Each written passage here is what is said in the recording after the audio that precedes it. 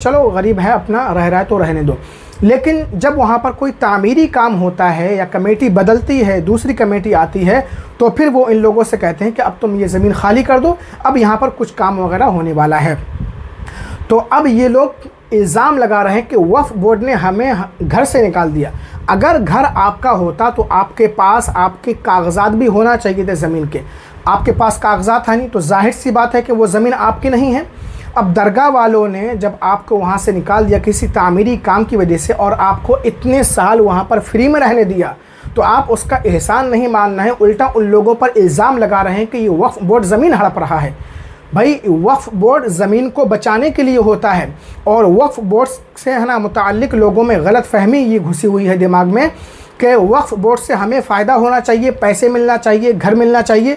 भाई, आप जो नमाज़ पढ़ते हैं किसी मस्जिद में, ईदगाह में नमाज़ पढ़ने जाते हैं, कब्रिस्तान में आप दफन होते हैं, आपके बच्चे मदरसे में पढ़ते हैं, यतीम खाने होते हैं, ये सब वक्फ की ज़मीन पर होते हैं। अब आप मुझे बताइए, ईदगाह में आप नमाज़ पढ़ने के लिए जाते हैं तो वहाँ पर आपको ईदगाह में पैसे दिए जाएंगे? ये सब गलत फहमी लोगों के दिमाग में घुसाई जा रही है कि वक्फ ज़मीनें हड़पता है। वक्फ ज़मीन हड़पता नहीं है, बल्कि ज़मीन को महफूज करता है, बचाता है। तो ये लोग सरासर इल्ज़ाम लगा रहे हैं वक्फ बोर्ड पर। अगर ज़मीन इनकी होती तो कागज़ इनके पास होना चाहिए, और जब कागज़ इनके पास होता तो किसी की हिम्मत नहीं थी कि इनको इनके घर से निकाल देता। और इस वीडियो को लाइक शेयर ज़रूर कर दें। आपकी इस बारे में क्या राय है, कमेंट करके ज़रूर